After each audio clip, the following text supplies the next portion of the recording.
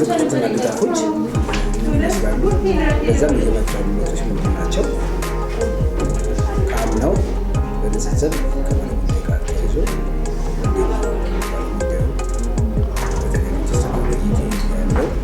ከዚህ ጋር ተያይዞ ምቹ ሁኔታ ከመፍጠር ምን ይመስላል?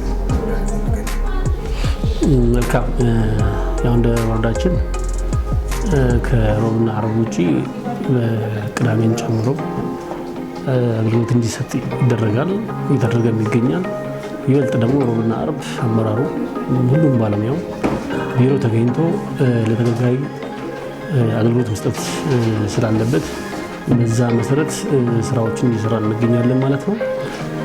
ጥቅል ግን ይሄን አገልግሎት በምን ደረጃ ላይ አለ ለማለት ፐብሊክ ሰርቪስ የወረዳው ምክር ቤት እና ኮሚኒኬሽን ጋር በጋራ በመሆን የክትትልና ድጋፉን ስራዎች እየሰራ እንገኛለን ማለት ነው። በዚህ መሰረት በምልከታችን ያየናቸው ግኝቶች ከወትሮው በተለየ ሁኔታ ባለሙያዎችና መሪዎች እንዲሁም አመራሮች ቢሮአቸው ተገኝተው የወጡትን ባለ ጉዳዮች በአግባቡ የማስተናገድ ስራዎችን እየሰሩበት ይገኛል ማለት ነው። ከዚህ አንጻር አይታችሁ ከሆነ ከሰዓት አብዛኛው ባለ ጉዳይ የለም እንደወረዳችን ማለት ነው።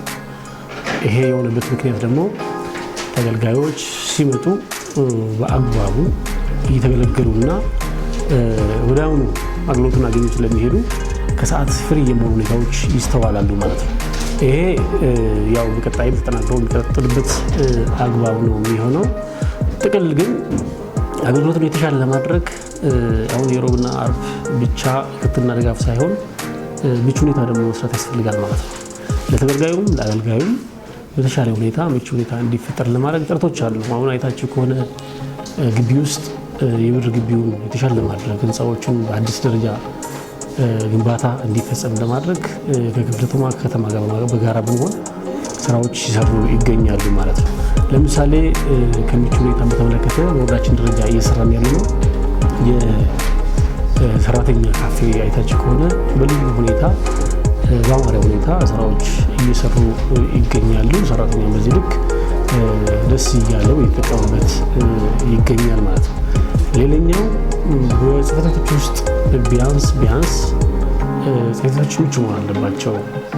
በየጊዜው እየታደሱ በየጊዜው የተሻለ እንዲሆኑ ለማድረግ አመራር ህብረተሰቡን ማስተባበር ባለሀብቱን ማስተባበር ምቹ ለማድረግ ጥረቶች እያደረግን እንገኛለን። ኦልሞስት በዚህ ዓመት ላይ በሁሉም ተቋም በሚባል ደረጃ ወደ 18 የሚባል ጽሕፈት ላይ ምቹ ለማድረግ ታቅዶ እየተሰራ ይገኛል ማለት ነው። አሁንም አላለቀም። ያው ከቀን ቀን የተሻለ እንዲሆን ስራዎች እየሰራ እንገኛለን ማለት ነው።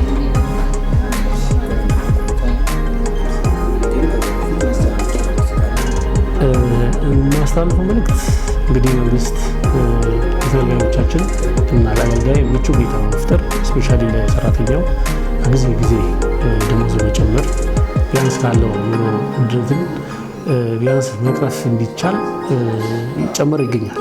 ይሄ ደግሞ የሚደረገው ጭማሪ የሚደረገው ቢያንስ ቢሮ ተቀምጦ ለተገልጋዮች ምቹና የተሻለ አገልግሎት መስጠት ተብሎ ስለታሰበ አመራሩ ባለሙያው የታሰበውን ዓላማ ለማሳካት የህዝባችንን እርካታ ጊዜ ጊዜ እንዲያደርግ ለማድረግ ቢሮ ተቀምጦ ከሮብና ዓርብ ባሻገር ባሉት የስራ ቀናት ውስጥ የተሻለ አገልግሎት ለመስጠት ዝግጁና ተነሳሽነት ሊኖራቸው ይገባል የሚል የመጨረሻ ሀሳብ ለመስጠት ነው ያሰብኩት ማለት ነው።